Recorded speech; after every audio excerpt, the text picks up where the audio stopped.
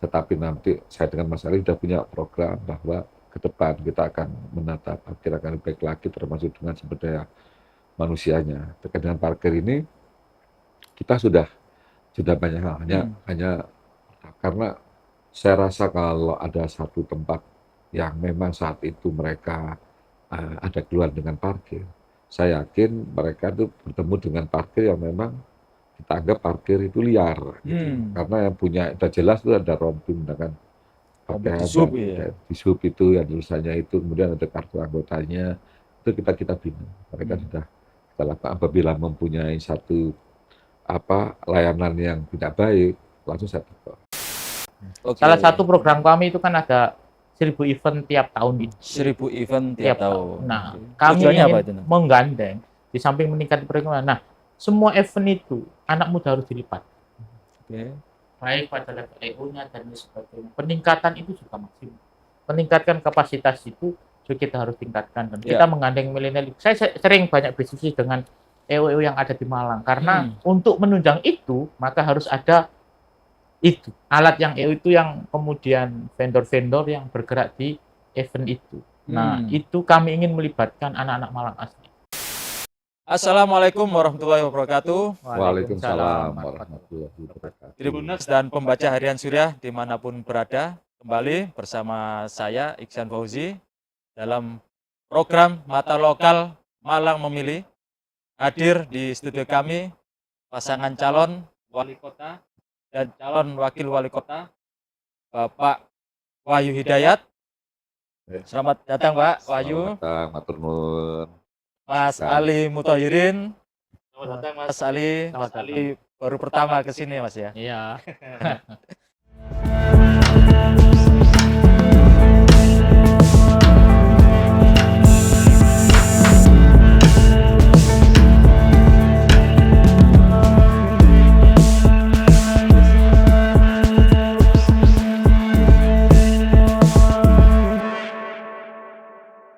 Setelah sibuk kampanye, di sela-sela kampanye ini ya, sibukannya. Terima kasih atas kehadirannya di studio kami.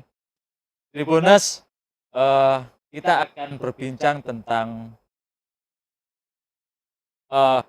program dan peran dari pasangan calon wali, Wahyu Hidayat dan Ali Muthahirin.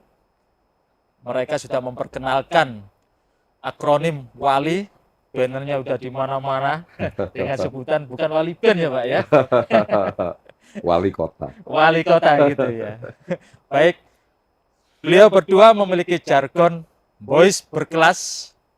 Saya kira kapan hari Pak Wahyu sudah menjelaskan apa itu boys berkelas di podcast bersama saya juga sebelumnya, di podcast sebelumnya. Tapi tentunya boys berkelas ini untuk kota Malang yang berkelas. Siap. Betul gitu Pak ya? Betul Mas Iksan. Baik, Pak Wahyu, terima kasih atas kehadirannya di sela kesibukan kampanye yang semakin dekat dengan coblosan ya. Pada tanggal 27 November 2024, warga kota Malang akan menggelar atau menentukan pilihan siapa sosok atau pasangan yang akan memimpin, ya kan? Dan mau dibawa kemana ini kota Malang? Kan begitu ya Pak? Siap. Baik, Pak Wahyu, saya ingin bertanya, Pak Wahyu ini kan dan Mas Ali Muthahirin sudah melakukan tahapan kampanye ini. Sampai hari ini sudah berapa titik ini dilalui oleh Pak Wahyu dan Mas Ali bertemu dengan masyarakat itu? Ya, matur nuwun Mas Iksan, ini ketemu lagi ini kita yang kedua terkait dengan podcast di sini. Dan tentunya saya dengan Mas Ali ini Tribun ini menjadi salah satu memberikan pembelajaran pada masyarakat ya, terutama kemarin pada saat kita podcast. Kemudian yang terkait dengan titik ini, saking banyaknya Mas Iksan, kita akhirnya nggak tahu ya jumlahnya karena titik saya dengan titik Mas Ali ini kan beda-beda. Jadi kalau dihitung jumlahnya banyak lah. Ya. Saking banyaknya gitu. Itu kita akan semua turun sampai dengan batas akhir kampanye nanti. Masa kampanye ya. Tapi semua elemen masyarakat kira-kira sudah ditemui semua ya. Insya Allah kita semua, karena kita berbagi dengan Mas Ali, ada beberapa komunitas, ada beberapa permintaan dari warga untuk datang, hadir, kami fasilitasi semua. Sampai dengan saat ini antrian untuk mereka yang saya dengan Mas Ali datang sudah terjadwal. Sangat tinggi juga antusias masyarakat itu ya. Sangat tinggi sekali, karena mereka tentu kan melihat terkait dengan unggulan-unggulan saat mereka ingin lebih detail dan mereka ingin mengetahui sejauh mana, karena unggulan ini sebenarnya adalah dari keinginan mereka. Pada saya menjabat sebagai jabat wali kota Malang, mereka inginkan itu. Nah itu yang kita jadikan prioritas atau unggulan. Kira-kira dari pertemuan dengan masyarakat itu curhatan mereka apa yang telah disampaikan pada Pak Wahyu maupun Mas Ali sendiri? Iya, kalau menurut saya kan Mas Isan ingat ya, saya kan punya program ngombe STMJ. Ngombe ya. STMJ. Itu sama Pak seperti Pak saya turun waktu menjabat PJ. Betul, saya menjabat PJ kan kami turun seperti itu. Kami kan melaksanakan untuk belanja masalah, dan itu supaya kita kesannya susahnya tidak formal, kami selalu informal supaya mereka menyampaikan pada saya. Nah saat ini pada saat saya turun itu hampir sama, dan itu rata-rata mereka memberikan satu pernyataan bahwa selama ini dengan ngombe mereka sudah terfasilitasi. Malah mereka sekarang bertanya, ngombenya kok sudah tidak ada lagi, padahal ini menjadi satu wadah yang baik ya, interaksi antara pemerintah dengan masyarakat, jembatan lah ya. Jembatan. Jadi pada saat saya turun, ya pertanyaannya sekitar itu saja. Dan mereka akhirnya tidak bertanya sekitar itu karena langkah-langkah yang sudah saya lakukan terkait dengan permasalahan itu sudah bisa saya selesaikan gitu. Jadi mereka bertanya. Jadi pada saat saya datang ke sana, seperti banjir, kemudian macet, parkir dan lain-lain, terutama banjir dengan kemacetan. Itu mereka sudah tahu, dengan strategisnya mereka tidak banyak bertanya, hanya kira-kira bagaimana ke depan. Saya akan lanjutkan. Iya, gitu ya. Karena beberapa langkah yang sudah saya lakukan mereka rasakan. Seperti soal banjir misalnya. Saat hari ini pun ada salah satu media menyampaikan bahwa genangan itu sudah mulai surut dan lain-lain. Nah itulah tahapannya. Karena kita penyelesaian terkait dengan banjir dan macet itu tidak bisa sporadis. Nah itu saya sampaikan kepada mereka dan mereka paham. Jadi pada saat ke saya, rata-rata tidak banyak pertanyaan karena sudah tahu langkah-langkah yang harus saya lakukan. Jadi kesimpulannya, action saya sudah jelas terkait dengan banjir, dengan kemacetan. Ya beda kalau dengan hanya wacana, tapi kalau saya sudah jelas. Jadi mereka bertanya yang lain ya, seperti parkir gitu ya. Jadi kemudian isu pertama di Kota Malang parkir ya. Ya. Itu menjadi keluhan. Ya, karena banjir dengan macet mereka sudah tahu. Bagaimana penyelesaiannya, tahapannya, karena kan mereka tahu juga untuk penyelesaian banjir dengan kemacetan kan nggak bisa bim-salabim. Dan pada saat saya menjabat, akhirnya mereka sudah merasakan apa yang sudah saya lakukan. Gitu. Baik. Mas Iksan. Pak Wahyu atau Pak Boys dengan Mas Ali ini kan didukung oleh 14 partai. Betul. Mayoritas ya, dominan di Kota Malang. Ya. Apakah mesin pemenangannya partai-partai udah jalan juga ini? Alhamdulillah. Atau jangan-jangan jenengan sama Mas Ali aja yang bergerak? Oh tidak. Seiringan ya? Mereka berjalan dengan optimal. Dan inilah merupakan salah satu bukti kepercayaan 14 partai politik kepada kami, saya dengan Mas Ali. Kan tidak mungkin partai itu memberikan kepercayaan tanpa dengan alasan-alasan. Akhirnya 14 partai kepada kami, itu bukti. Berikan pada masyarakat, 14 partai politik loh ke saya. Berarti kan mereka punya satu alasan-alasan yang mereka inginkan agar Kota Malang ini bisa lebih baik lagi. Itu paling bukti, 14 partai politik ya, dengan 24 anggota DPRD itu mendukung saya, dari atas separuh. Anggota DPRD. Iya, dari atas separuh dari 45. Ini sebagai bukti. Perkara itu jalan tidak, kami dengan Mas Ali, dengan tim pemenangan kami semua bergerak. Dan itu sudah ada bukti. Mungkin saat ini bisa dilihat banner-banner yang berserakan itu kan tidak hanya banner pada satu partai saja, Ya. tapi kan sini ada, oh ya partai ini kami mendukung ini, Pak. Itu udah semua. Jadi tidak bentuk partai yang hanya satu, tapi berbagai titik dari partai, misalkan partai Gerindra, pasang kami mendukung ini dengan anggota DPR, ya, anggota DPR sebagai bukti bahwa mereka bergerak. Jadi sangat sangat baik menurut saya karena sebagai bukti pada masyarakat. Partai politik loh dan dukung saya. Itu kan berarti jelas. Kan mereka tidak akan mungkin mau mendukung salah satu, misalkan saya dengan Mas Ali kalau tidak punya satu track record yang jelas, salah satu mereka. Seperti itu, Mas Iksan. Baik. Setelah sekian minggu ya, Nih. Pak Wahyu dan Mas Ali itu bergerak ke masyarakat, kampanye, bertemu, menampung aspirasi mereka. Kira-kira kalau dilihat hari ini, kan menangnya pasangan Wali ini bagaimana? Seberapa besar? Alhamdulillah semakin pasti dan sangat signifikan. Ya, pergerakan kami itu sudah jelas kan gitu, dan itu sudah terbukti, dan kami dengan Mas Ali itu pada saat turun, tim sukses juga saat turun, bentuk-bentuk bagaimana mereka mendukung, dan kami juga dengan Mas Ali ya ke pasar, ada beberapa titik keramaian, dan kemudian juga kami hadir beberapa ada event dan lain-lain. Dari situ sudah signifikan sekali.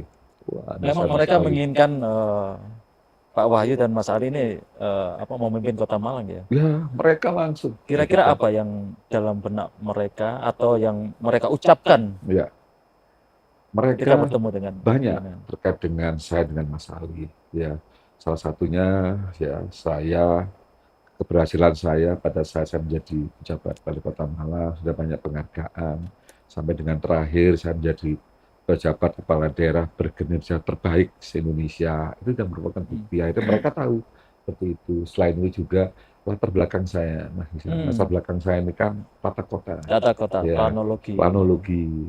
Nah, satu saya di planologi, kemudian saya juga pernah mengenyam pendidikan, ambil diploma terkait dengan tata kota di Belanda, dan kemudian mungkin juga mereka tahu bahwa saya adalah pejabat karir, pejabat publik, dengan kompetensi itu saya banyak menyelesaikan permasalahan, termasuk juga yang mereka inginkan, itu arek bareng, gitu kan. Karena saya asli Malang, karena sekolah-sekolah saya di Malang Sumatera. Mereka sangat dukung karena kita kombinasi yang baik ya. Dengan pengalaman saya seperti itu, kemudian dengan pengalaman Mas Ali, beliau ini juga orang politik yang sudah di tingkat nasional ya, kemudian juga juga kemarin dengan usahanya, karena juga menduduki di perusahaan nasional BUMN, dan itu pengalaman yang jadi kolaborasi. Jadi jaringannya Mas Ali ini tingkat nasional. Nah, saya kan di lokal ini kita bisa berkolaborasi dengan baik. Jadi saya yakin ini akan jadi baik, termasuk saya ini kan kalau dari usia saya anggap aja kolonial, usianya Mas Ali ini kan milenial. Nah, jadi kita ada berbagi tugas, banyak hal saling melengkapi. Jadi makanya menurut 14 part tersebut kita ini menjadi paket lengkap katanya gitu ya, paket lengkap karena beberapa ini yang saya tidak ini ada di Mas Ali. Tapi Pak Wahyu ini kan selama berkarir di birokrasi di PNS itu kan lebih banyak di Kabupaten Malang ya. Iya. Lebih banyak di Kabupaten Malang, dan barangkali banyak juga image-nya terhadap Wahyu ini, orang kabupaten kira-kira bisa nggak nata Kota Malang. Kira-kira apakah ada perbedaan signifikan Pak antara Kota Malang dengan Kabupaten Malang itu kan, sehingga ini bisa mengikis keraguan masyarakat itu? Tidak ada ya? Saya selama ini bertempat tinggal di Kota Malang. Kemudian saya latar belakang tata kota ini, saya juga dosen di jurusan tata kota dan planologi di ITN Malang. Aturan regulasi terkait dengan kepemerintahan dan pengaturan itu kabupaten kota sama ya? Dan saya sehari-hari kan di Kota Malang, saya tinggal di Kota Malang. Jadi tidak ada perbedaan signifikan, dan terbukti pada saat saya memimpin 10 bulan, 17 hari, saya bisa menyelesaikan dan mendapatkan penghargaan. Salah satunya bagaimana penghargaan saya dari Bapak Mendagri itu, ya itu 3 kategori. Ya. Jadi 3 kategori itu terkait dengan semua. Jadi pertama kinerja total, saya tertinggi, ya. Kemudian terkait juga dengan pelayanan masyarakat, kemudian kesejahteraan masyarakat. Itu 3 kategori saya mendapat tertinggi itu makanya jadi terbaik. Dan itu adalah bukti. Kenapa? Karena tiap 3 bulan saya akan dievaluasi oleh Irjen Kemendagri. Jadi kalau saya dari kota dianggap tidak, Irjen Kemendagri itu jelas ya mengevaluasi, dan setiap kali evaluasi tiap 3 bulan saya mendapatkan nilai sempurna. Karena saya dapat melakukan hal-hal yang memang ditetapkan oleh dari situ kan kita bercermin tidak hanya bahwa ini saya orang Kabupaten Malang itu saja, tetapi karena regulasinya jelas dan saya tinggal di Malang. Jadi bisa merasakan juga suasana. Dan itu terbukti, bisa dilihat selama saya banyak penghargaan dan permasalahan yang sudah saya selesaikan. Baik, ini yang ditunggu-tunggu oleh warga Kota Malang ini. Siap. Terutama Pak RT ini.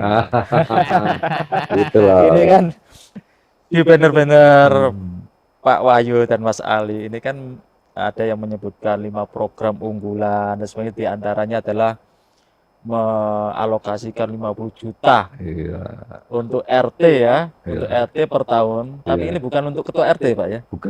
Bukan untuk ketua RT ya. Ini perlu diingat, ini bukan untuk ketua RT tapi untuk warga yang ada di lingkungan RT itu ya Pak. Iya, betul. Pak bisa dijelaskan Pak, itu jenengan mendapatkan anggaran dari mana itu? Iya. Padahal kan APBD Kota Malang kan juga nggak besar-besar amat kan? Betul. Oh enggak Pak? Iya. Nah ini itu kan aspirasi dari masyarakat. Bahwa RT ini adalah kepanjangan tangan dan pemerintah yang paling bawah dan yang bisa merasakan bagaimana peran pemerintah. Meskipun mereka bukan PNS Pak ya? Bukan. RT dan RW. Tetapi ada apapun itu pihak masyarakat itu pasti akan banyak meminta bantuannya adalah pada RT. Tidak mungkin dia langsung dari masyarakat langsung ke wali kota, kan tidak mungkin. Nah, ini hasil evaluasi saya pada saat saya ngombe. Banyak permasalahan-permasalahan di tingkat dasar yang akhirnya menjadi keluhan. Nah, akhirnya saya dengan Mas Ali sepakat dengan tim sukses dan pemenangan bahwa kita akan memberikan dana pembangunan 50 juta per RT per tahun. Ini bukan untuk ketua RT, tetapi kita berikan kepada RT untuk bisa melaksanakan semua kegiatan-kegiatan dalam bentuk pelayanan publik kepada masyarakat. Kepada masyarakat yang ada di RT yang tersebut. Ada di RT tersebut. Hal itu apa akan digunakan? Itu kita akan kita akan meminta masukan dari RT, dan ini kira-kira apa yang jadi program-program itu, agar nanti Pak RT pun atau Bu RT pun punya dasar, dan masyarakat pun juga tahu bahwa penggunaan yang boleh adalah untuk ini, yang tidak boleh adalah ini. Besaran nilainya yang diperbolehkan adalah sekian. Berarti ada aturannya yang jelas ya, penggunaan dari anggaran tersebut. Betul. Dan supaya Pak RT juga tidak bingung, kita akan sebelum itu direalisasikan, Pak RT ini kita akan lakukan untuk pembinaan terkait dengan bagaimana pengelolaan dan pemanfaatan itu.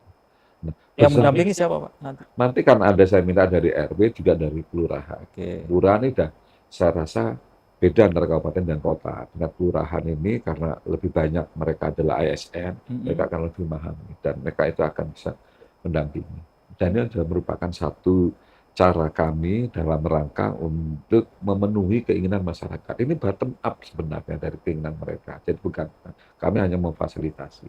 Dan besaran anggaran itu kita akan melihat bahwa kalau dari jumlah RT saja yang kurang lebih 4.000 itu temunya akan sekitar 200 miliar. Kita tidak akan melihat dari besarannya, tapi dan pemanfaatannya. OPD juga banyak terkait dengan kegiatan berorientasi pada kewilayahan. Kita akan lihat. Ada juga anggaran rutin, itu juga akan kita lihat besarannya. Apabila rutin itu memang berbasis kepada RT RW, kita akan alihkan. Jadi tanggung jawabnya tidak hanya kepada OPD atau tapi pada RT. Hanya ada penugasan kewenangan saja. Jadi terkait biaya itu jangan lihat dari itu 200. Tidak. Ya, ada beberapa anggaran lain yang memang itu berbasis wilayah. Itu kita akan tarik. Berarti Pak Wahyu ini paham betul ini ya. Insya Allah Anggaran yang dari berbagai kira yang macam ini. efisien dan tidak Iya. efisien itu bisa dialihkan ke Iya. sana gitu ya. Yang memang kita harus ekstra saja Ekstra. untuk mempelajari kira-kira nanti bagaimana kan. Tapi kan ini untuk kepentingan masyarakat dan masyarakat yang mendambakan hal tersebut. Ya. Jadi ingatin bukan ketua RT, itu anggaran yang dikelola oleh RT dan pemanfaatannya dan pelaksananya jelas kita akan ada regulasi dan itu terbuka. Saya berapa kali di titik saya akan sampaikan bahwa aturannya seperti ini, yang boleh seperti ini, dan saya minta Pak RT pun pada saat pengeluaran dan lain disampaikan seperti itu. Berarti bukan uang 50 juta itu dikirimkan ke rekeningnya Tidak, ketua RT ya? tidak Bukan seperti ya? itu. Nanti kan ada mekanismenya. Ada mekanisme. Ya, dengan ketentuan. Kalau langsung dikirimkan ke rekening ini bahaya ya. Langsung warga kan jadi jelas. Ya, Iya. itu Jadi apa, benar nanti iya. kan, khawatirnya kan di situ kan. Ya, memang berapa kali kita ketemu titik yang berbasis RT. Masyarakat akhirnya paham, oh ya bagus, kasihan, tepuk tangan maka Iya.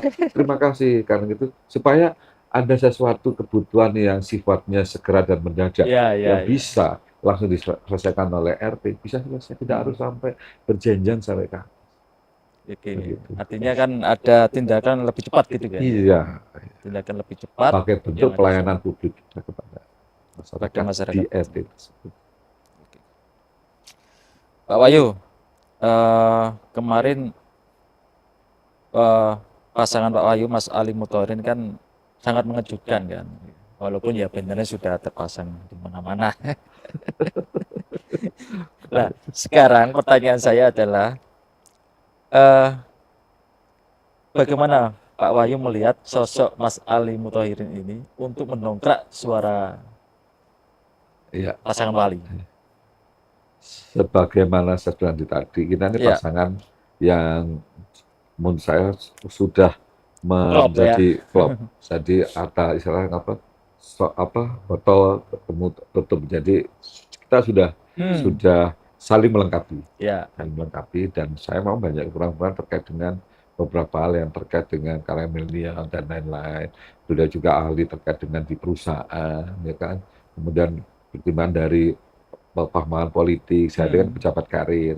Nah, Mas Ali kan memang politikus tulen. Nah, itu adalah kolaborasi yang baik. Jadi banyak hal yang saya juga diingatkan Mas Ali terkait dengan pergerakan politik. Beliau nanti. Nah, itu saya saling jadi terkait dengan pemerintahan dan juga banyak diskusi dengan Mas Ali. Jadi saya yakin dengan perbatasan saya dengan ini tapi bisa ditutupi dan dilengkapi oleh Itu termasuk dalam pelaksanaan kampanye ini, kegiatan Anda berdua itu berbeda ya? Berbeda sasaran gitu ya? Iya, kalau sasaran mungkin sama ya. Sasarannya Tapi kan sama. kita sudah punya basis yang sama dalam rangka 5 unggulan, visi misi saya, karena kan masih diskusi saya dengan Mas Ali. Jadi kita ke bawah sudah sama-sama memahami dan sama-sama kita melengkapi kira-kira mana-mana yang harus kita sampaikan.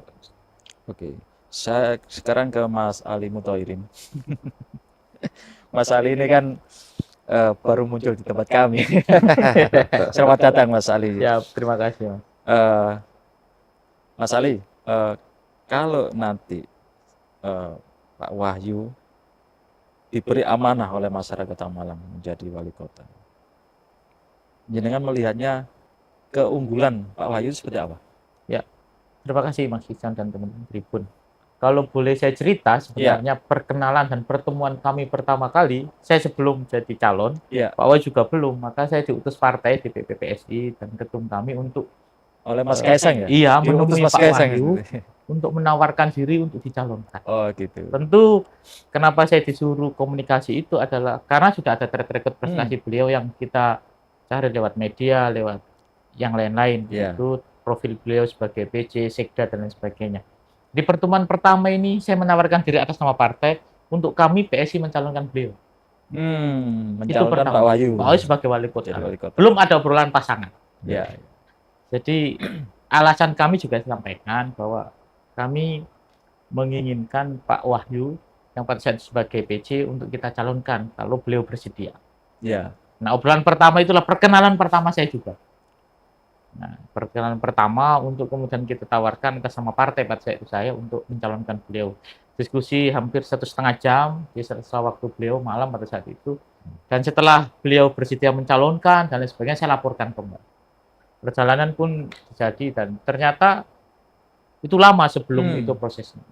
Alasan yang kemudian itu kenapa kita mencalonkan, dan hari ini juga saya sampaikan, kenapa juga ketika saya mau mencalonkan Prof. Pak Wahyu, yaitu bahwa pertama beliau berpengalaman di birokrasi di pemerintahan, yang itu menjadi titik poin kita di tengah kekurang percayaan masyarakat kepada politisi, itu penting. Oh gitu. Karena melihat pengalaman, kedua prestasi beliau. Kan kita melihat prestasi beliau sejak di PJ juga sudah ada. Dan itu ini cocok menurut kami di PSI dan saya pribadi bahwa ini cocok untuk memimpin Kota Malang di kultur sosial masyarakatnya cocok lah. Kota pendidikan dipimpin oleh beliau yang berpengalaman, berprestasi, sekaligus kemudian posisi beliau sebagai dosen dan lain sebagainya ini penting. Mengangkat dan profilnya menurut saya pribadi dan partai cocok untuk kemudian kita calonkan. Dan hari ini pun sama. Yang saya dalami setelah kenal beliau lebih dalam selama 3 bulan ini dan setelah pasti berpasangan adalah ternyata tidak hanya berpengalaman dan kemudian punya kemampuan sebagai dosen tadi disampaikan, punya keberanian. Nah ini yang penting yang hari ini dibutuhkan. Keberanian mengubah Kota Malang menjadi berkelas, ya? Mengeksekusi kebijakan. Ini penting. Oh gitu, ya. Nah ini penting karena pengalaman ketika memimpin dan keberanian ini satu kesatuan yang tidak bisa kita pisahkan. Dan keyakinan itulah yang kemudian membuat kami di PSI dan saya pribadi yakin betul dengan pimpinan Pak Wahyu, samping bersih, bebas dengan kasus-kasus lama yang di kota dan lain sebagainya, itu menjadi keyakinan saya pribadi dan teman-teman. Apa salah satu contoh keberanian Pak Wahyu yang di mata Anda? Banyak hal yang sudah dieksekusi, salah satunya sebenarnya exit tol itu, yang lama nggak selesai. Yang lama nggak selesai, Pak Wahyu nggak sampai setahun selesai, 3 bulan selesai. Itu menurut saya bentuk keberanian dan kemudian banyak hal lagi yang lebih taktis diselesaikan beliau ketika selama menjabat 11 bulan itu tentang perizinan dan lain sebagainya. Lebih cepat mengeksekusi kebijakan dan keberanian dalam hal-hal kebijakan itu. Itu yang dibutuhkan hari ini. Oke. Anda sebagai representasi dari anak-anak muda atau kalangan milenial, kira-kira apa yang akan Anda lakukan bersama dengan Pak Wahyu untuk menampung atau memberdayakan anak-anak muda ini di Kota Malang, yang tentunya kan warga Kota Malang itu kan yang saya lihat orang-orang yang kreatif gitu kan, yang kreatif. Apakah selama ini Anda sudah melihat mereka sudah dilibatkan dalam pembangunan di Kota Malang? Bagaimana nanti? Ya, sebenarnya secara pribadi saya di Malang lama itu ya berkontribusi dan berinteraksi banyak dengan teman-teman muda, teman-teman mahasiswa. Baik soal-soal filantropi, soal pengembangan ekonomi, kemandirian dan lain sebagainya, apakah itu kafe, tuku kelontong. Kita sering, terutama gerakan-gerakan sosial yang hari ini lebih banyak kita gerakan di anak-anak muda. Termasuk kemudian pengembangan olahraga dan lain sebagainya. Nah, dalam hal ini mungkin selama ini anak muda sudah dilibatkan tapi belum maksimal. Saya melihat itu, terutama di pengembangan ekonomi kreatif. Salah satu program kami itu kan ada 1000 event tiap tahun itu. 1000 event tiap tahun. Nah, kami ingin menggandeng di samping meningkat perekonomian. Nah, semua event itu anak muda harus dilibat. Baik pada level EU-nya dan sebagainya. Peningkatan itu juga maksimal. Meningkatkan kapasitas itu juga kita harus tingkatkan dan kita menggandeng milenial. Saya sering banyak diskusi dengan EO yang ada di Malang karena untuk menunjang itu maka harus ada itu alat yang EO itu yang kemudian vendor-vendor yang bergerak di event itu. Nah, itu kami ingin melibatkan anak-anak Malang asli. Harus kita akui yang menginisiasi dan menjadi vendor event di Kota Malang banyak nggak anak Malang. Ya, nah, itu kita akan tingkatkan. Nah, itu juga mengurangi pengangguran di tingkatan. Tapi tentunya kan tidak menghilangkan dari vendor-vendor dari luar kan. Tidak mungkin. Artinya ada kolaborasi itu ya. Selama ada vendor masuk ke Malang harus melibatkan anak muda Kota Malang. Dan kita akan kerjasamakan dengan vendor-vendor itu. Kita menitipkan anak-anak muda Malang yang punya talenta ke sana, kita titipkan. Dan kemudian yang suka ekspor dan lain sebagainya kita tingkatkan. Ada ruang-ruang milenial yang hari ini kita kolaborasikan. Kalau tadi Pak Wahyu menyampaikan mewakili generasi X, ya kita milenial dan kita gandeng itu. Segmennya kita gunakan. Dan tiap malam saya agendakan ngopi saja dengan anak muda. Tanpa kemudian sengaja kita ketemu di warung kopi, mendiskusikan semua hal. Bagaimana anak muda ini dilibatkan penuh di Kota Malang, kalau memajukan Kota Malang. Dan itu yang hari ini kemudian kita gunakan. Karena risiko Malang sebagai kota pendidikan yang didatangin semua kelompok masyarakat, elemen masyarakat, kita harus menyiapkan betul anak-anak Malang ini siap bersaing dan bertarung. Kalau tidak, kita akan jadi penonton. Nah, itu yang kemudian kita harus ajak bersama anak-anak muda ini meningkatkan kapasitasnya. Sehari berapa titik Mas Ali ini bertemu dengan anak-anak muda ini? Saya nggak kehitung. Kalau pagi jam 7 keluar, pulang jam malam, pokoknya itulah ketemunya anak muda. Kadang sampai subuh, sambil cangkruk dan sebagainya. Gitu ya? Iya.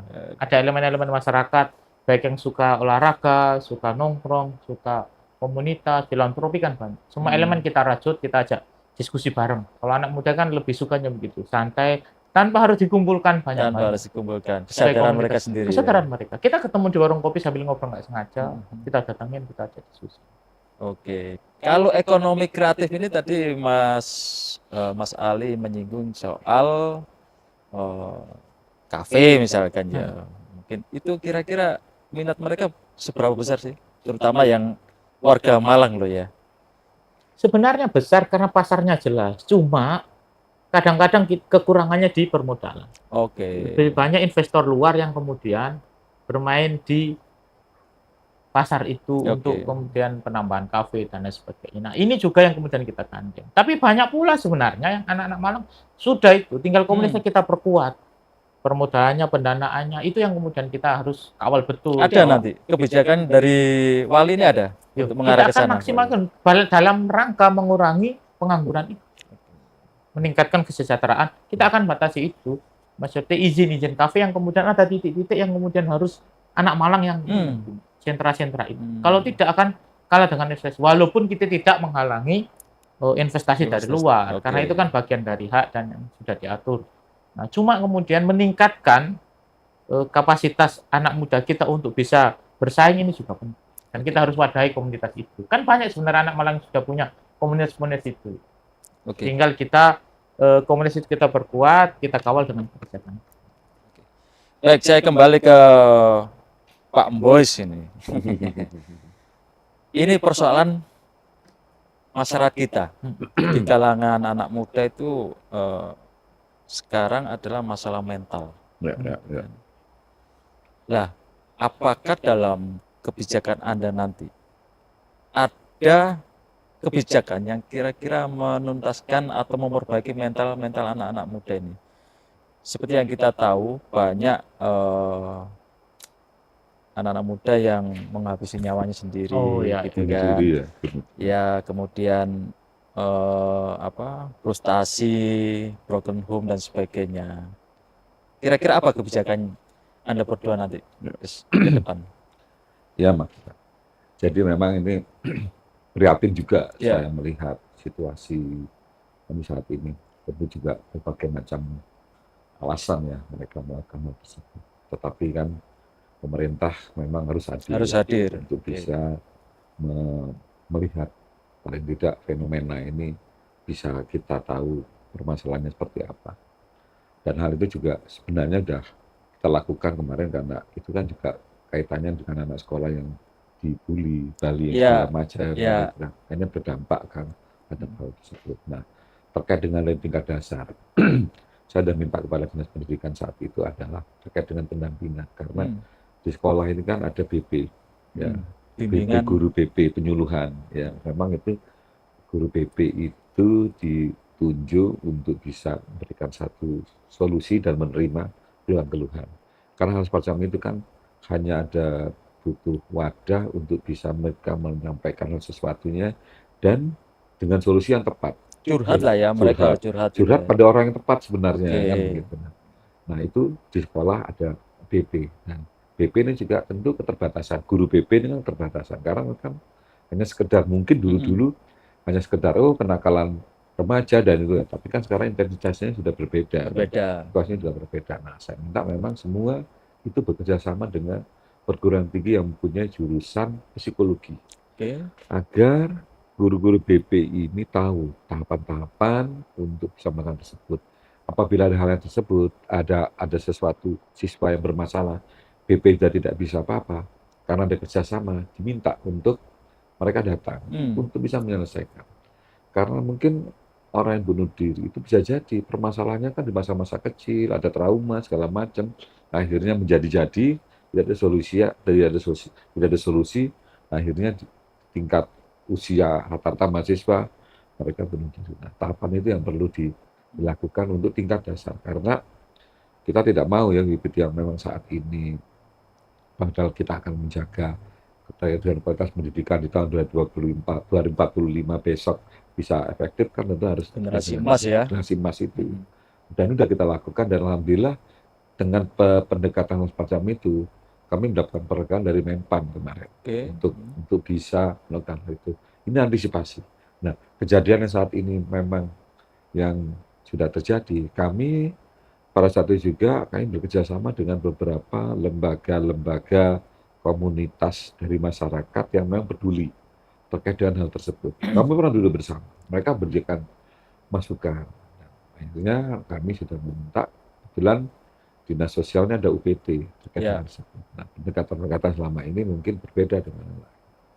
Kami berharap juga dengan perguruan tinggi yang punya hal tersebut, pemerintah juga ada, selalu memberikan edukasi, pendekatan yang humanis pada mereka, baik kepada guru atau juga mungkin terkait juga dengan karena mereka rata-rata di mahasiswa ya, dengan perguruan tinggi yang rata-rata ada lembaga terkait dengan penyelesaian permasalahan tersebut. Karena pendekatan itu juga. Malah kami juga ada kerjasama dengan Polresta punya orang-orang yang bisa menangani tersebut. Kita duduk bersama untuk melakukan bersama, karena saya yakin dengan pendekatan, kemudian dengan edukasi yang terus, mereka akan tahu. Karena remaja sekarang, ya mereka kadang-kadang terbukanya kepada orang-orang terdekat. Padahal orang terdekat ini pun kadang-kadang tidak mempunyai suatu dasar untuk bisa menyelesaikan.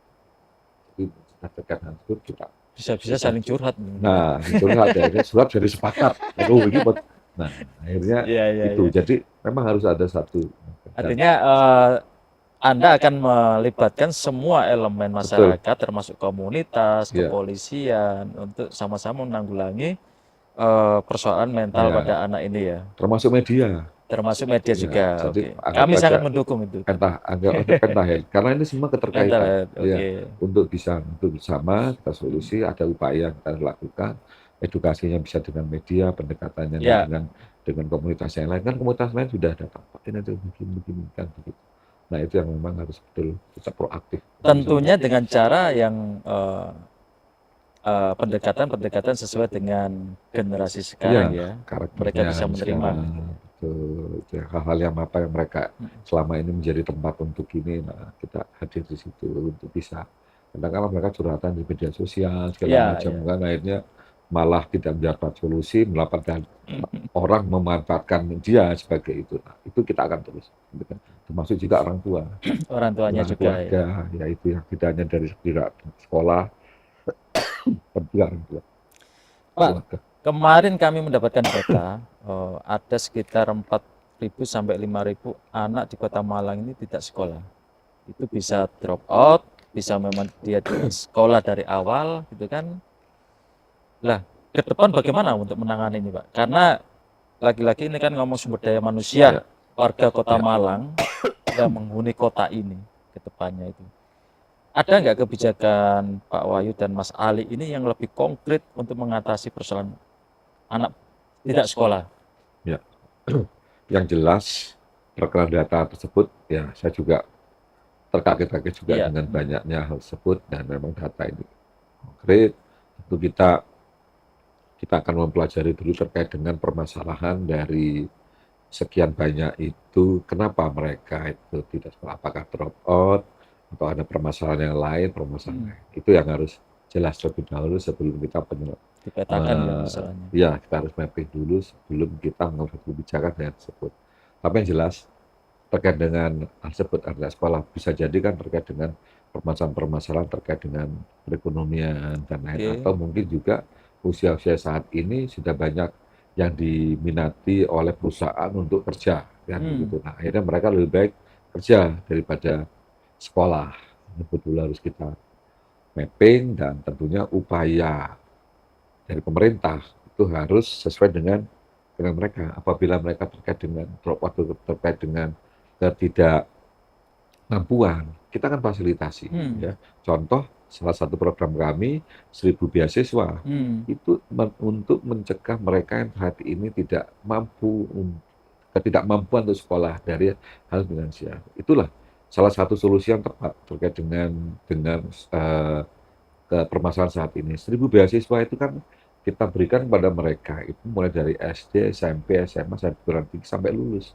Jadi apabila mereka terkait dengan permasalahan itu, kita akan fasilitasi untuk bisa mereka mendapatkan beasiswa. Tapi kalau dari faktor-faktor yang lain, karena mereka ingin bekerja, kemudian faktor yang lain, nah kita akan untuk bisa memberikan pengertian pada mereka, untuk mereka kita berikan pemahaman bahwa pendidikan itu juga penting, kerja itu juga penting, akan lebih baik lagi selesaikan terkait dengan pendidikan baru mereka bekerja. Kita akan fasilitasi hal tersebut. Oke. Nah, ini yang paling mendasar dan banyak pertanyaan dari warga Kota Malang maupun pendatang wisatawan ya, soal parkir ini. Soal parkir ini. Salah satunya adalah di Kayu Tangan, gitu kan, yang sekarang lagi geliatnya banyak dikunjungi orang, gitu kan. Namun parkirnya semrawut di sana. Bagaimana Pak Wahyu dan Mas Ali ini mengatasi persoalan parkir?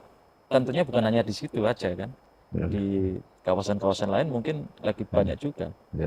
Bagaimana nanti mengatasi persoalannya? Kalau parkir yang ada di Kayu Tangan Heritage, sepertinya saya pada saat Wali Kota Malang sudah ada strategi. Dan alhamdulillah saat ini sudah mulai tindak lanjuti oleh pengganti saya. Jadi saya kira dalam pernyataan Kayu Tangan Heritage sudah ada solusi, ya. Saya tidakkan. Sudah ada tindakan ya. Sudah ada tindakan. Walaupun belum terlihat. Ya, karena kan tidak mungkin ya. Karena penata parkir itu juga ada orang di sana. Untuk kita harus melihat ada keinginan, ada kebutuhan, kita harus duduk bersama. Jangan sampai akhirnya pemerintah dengan tegas begini tapi ada yang dirugikan. Saya tidak mau itu, dan skenario ini sepertinya sudah mulai dijalankan sekarang. Mungkin waktu itu Pak Wahyu udah bertemu dengan para parkir, kita kumpulkan juru parkir ini. Juru parkir di Kayu Tangan itu kita berkali-kali. Dan keinginan mereka seperti apa gitu, sebenarnya juga perlu ditampung juga kan ya. Sudah. Salah satu kenapa kemarin kami melakukan perencanaan pembangunan daerah terbaik tingkat nasional itu karena salah satunya adalah selain kita menjaga bagaimana Kayu Tangan itu tetap hidup, juga salah satunya adalah dengan parkir. Parkir ini kan juga banyak masukan kami pada saat kami melakukan ngombe. Saya datang minta mereka, dan sampai saya temukan ada beberapa juru parkir yang sebetulnya dia tidak sebetulnya menggantikan, akhirnya karena tidak, kan parkir ini kan kita didik, kita akan berikan, mereka tahu sebetulnya apa yang dilayani. Tetapi nanti saya dengan Mas Ali sudah punya program bahwa ke depan kita akan menata parkir akan lebih baik lagi, termasuk dengan sumber daya manusianya. Terkait dengan parkir ini kita sudah banyak hanya karena saya rasa kalau ada satu tempat yang memang saat itu mereka ada keluhan dengan parkir, saya yakin mereka itu bertemu dengan parkir yang memang kita anggap parkir itu liar, gitu. Karena yang punya sudah jelas itu ada rompi menggunakan pakaian di sub itu yang tulisannya itu, kemudian ada kartu anggotanya, itu kita bina. Mereka sudah kita lakukan. Apabila mempunyai satu layanan yang tidak baik, langsung saya tegur. Dan itu berapa kali saya lakukan. Pernah pada saat saya tadi kan dengan Heritage. Jadi kita pada saat kita Car Free Day, kita kan saya tata. Karena kan Car Free Day sekarang tidak dulu ada kita buat sekarang Car Free Day Reborn.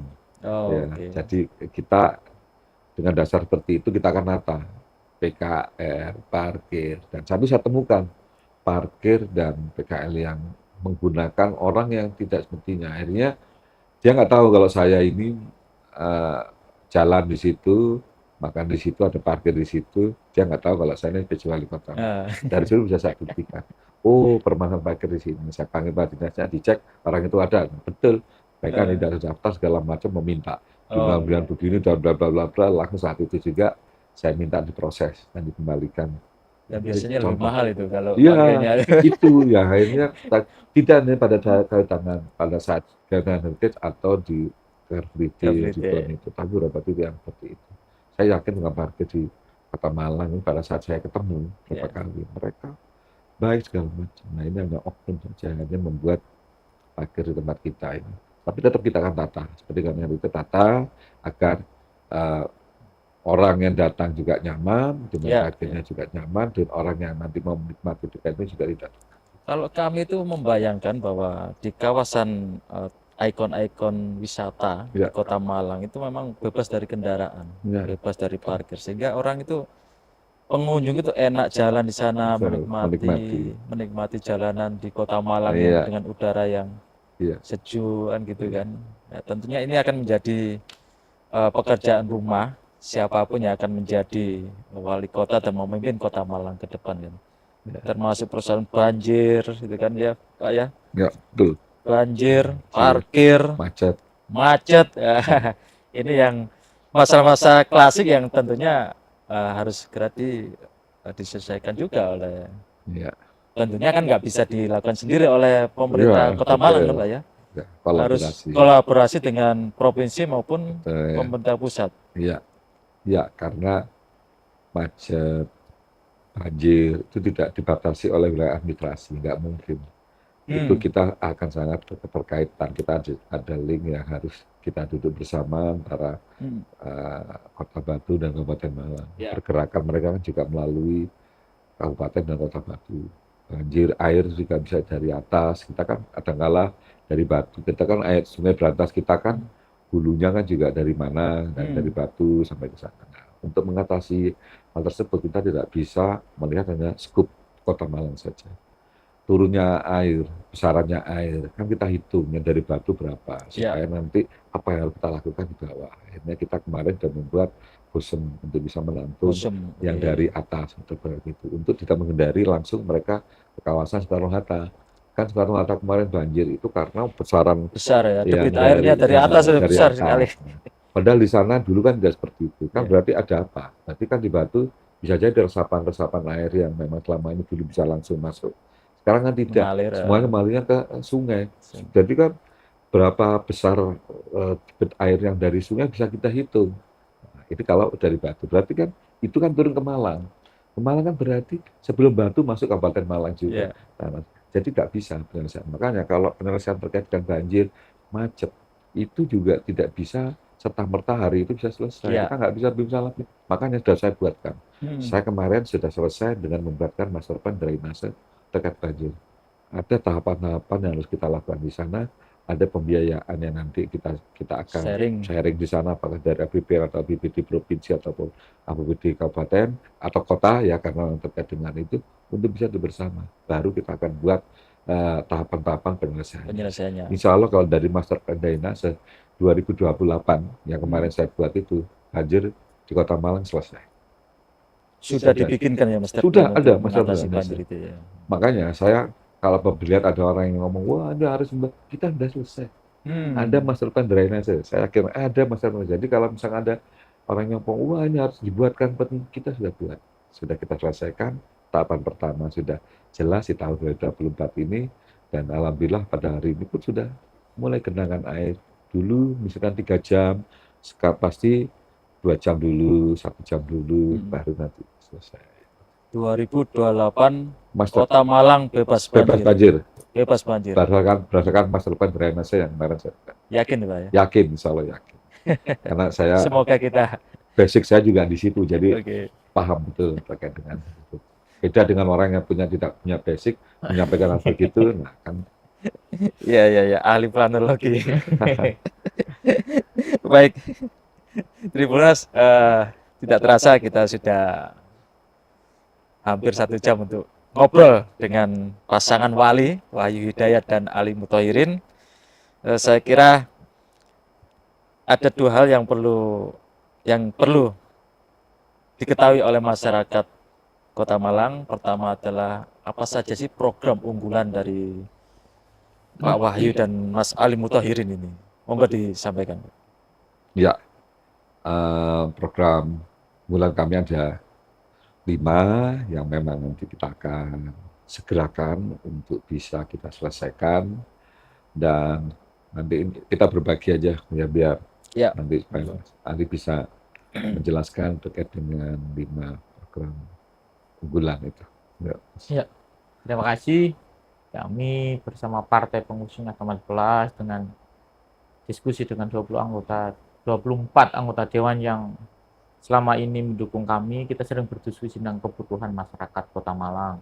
Harapannya kalau berdiskusi dengan anggota Dewan yang ada, memang sudah tahu masalah-masalah utama, ditambah dengan sebelum pencalonan ini kita juga sering turun ke masyarakat, menyapa masyarakat. Maka 5 program unggulan kami, yang pertama itu memberikan seragam gratis tiap tahun ajaran baru. Itu sebelumnya belum pernah. Sudah ada tapi terbatas. Ada tambahan ini ya. Dari SD, SMP, Berapa? SMA. SMA belum. Oh, SMA belum Ini pernah. SMA. Ini SD, SMP, SMA. Plus Iya. SMA. Walaupun Oke. SMA itu kan kewenangan dari Provinsi. Tapi kan warga Malang Iya. sekolah di situ juga. Yang selanjutnya ada program beasiswa itu 1.000 kaki. Per tahun. Per tahun sampai S1. Oke. Ini juga yang belum pernah ada untuk menyiapkan sumber daya yang unggul itu. Kita siapkan sampai S1-nya ada 1.000. Ada juga 1.000 event itu yang harapannya tiap tahun ini, Mas. Apakah itu ekonomi kreatif, seni, budaya, olahraga, kita tingkatkan betul event-event kegiatan itu yang sekaligus menjadi identitas Kota Malang, sekaligus menarik wisatawan Malang. Ini event tingkat lokal, regional, bahkan Bisa nasional semuanya. juga. Mas, bisa Internasional nasional. juga bisa. Bisa. Kemarin sempat diskusi dengan teman-teman konten, bahkan mereka mau mengadakan ada event barongsai internasional di Kota Malang, tapi tahun depan. Artinya itu harus kita wadai event-event begitu itu menarik, karena itu bisa menarik minat sekaligus meningkatkan perekonomian kita yang tadi saya sebutkan, melibatkan anak muda untuk setiap event yang ada itu juga mengurangi pengangguran yang ada di Kota Malang, Termasuk sekaligus UMKM juga meningkatkan. Ya, kalau itu Otomatis itu ya. Ya, setiap event akan melibatkan UMKM yang ada di tempat yang kita akan adakan itu. Nah, ada juga yang tadi disampaikan yang menjadi menarik dan banyak pertanyaan 50 juta per tahun Ya. untuk RT itu yang sudah dijelaskan. Bukan untuk Pak RT. Perlu dijelaskan lagi nih. Setiap kita turun pun kita tegaskan bahwa itu bukan untuk Pak RT, Pak RT apalagi atau Bu RT. Itu untuk warga di RT tersebut biar tepat sasaran dan langsung itu. Karena prinsip bagi kami kan kalau diajarkan para ulama itu kan tasarruful imami ala ru'yati manutun bil maslahah. Bahwa kebijakan seorang pemimpin itu harus bersandar pada kebutuhan dan kemaslahatan umat. Nah, upaya itu ya kita mengembalikan langsung ke warga, biar APBD itu ya kembali lagi ke masyarakat. Prinsipnya itu. Nah, yang selanjutnya yang masalah yang tadi menjadi ahli dan keahlian Pak Wahyu, yang masalah perkotaan yang hari ini terjadi macet, banjir, parkiran tadi dijelaskan itu menjadi konsen kami. Di samping ada 10 dasa bakti yang nanti akan dijelaskan ke semuanya di program-program yang lebih rigid. Kalau dijelaskan di sini nggak waktunya nggak selesai. Bisa besok selesai. 20 SKS bisa. Sudah kita siapkan semua, ada ngalam tahes, ngalam nyaman, rigid, kasri dan sebagainya itu. Ngalam ngopeni, semuanya kita siapkan. Ngalam ngopeni, semuanya kita siapkan. Ngalam idrek, semuanya kita siapkan. Tapi unggulan-unggulan itu menjadi prioritas kami, terutama yang itu menjadi kebutuhan umum di masyarakat kita. Yang dialami oleh masyarakat dibutuhkan ya. Dibutuhkan karena hasil dari diskusi kami dengan partai, dengan anggota dewan, bahkan kami ketika turun ya itu yang menjadi prioritas. Baik, saya kasih kesempatan pada Pak Wahyu dan Mas Ali untuk menyampaikan closing statement. Ya. Monggo. Ya. Kalau saya pada masyarakat Kota Malang, saya yakin masyarakat Kota Malang sudah cerdas, bisa menggunakan logika dengan menggunakan akal sehat dan hati nurani. Maka pada tanggal 27 November 2024 jangan salah pilih pemimpin yang sudah jelas, terbukti, pengalaman, dan lain-lain. Monggo, Mas Ali. Ya, terima kasih sebagai penutup. Sebenarnya semua kebijakan yang kami keluarkan itu harapannya bermanfaat langsung kepada masyarakat, dan prinsipnya adalah kebijakan yang lama yang baik kita tetap jaga, tapi kita akan menghadirkan kebijakan yang lebih baik dan langsung menyentuh kepada kebutuhan masyarakat.